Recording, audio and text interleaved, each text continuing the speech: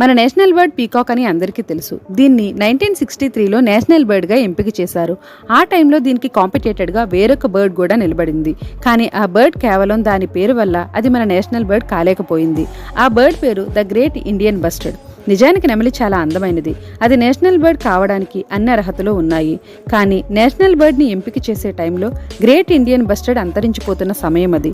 అప్పట్లో the bird man of India Salim Ali అనే ఆయన బస్టర్డ్ని నేషనల్ బర్డ్గా ఎంచుకుంటే దాని సంతతిని కాపాడుకోవచ్చు అనే సలహా ఇచ్చారు.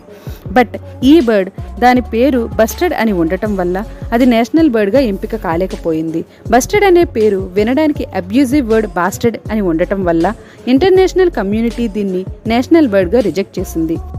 సలీం అలీ ప్రెడిక్షన్ ప్రకారం ఈ బర్డ్స్ సంఖ్య తగ్గుతూ వచ్చింది. 1969లో 1260, 2001లో 600, 2018లో కేవలం 50 నుంచి 249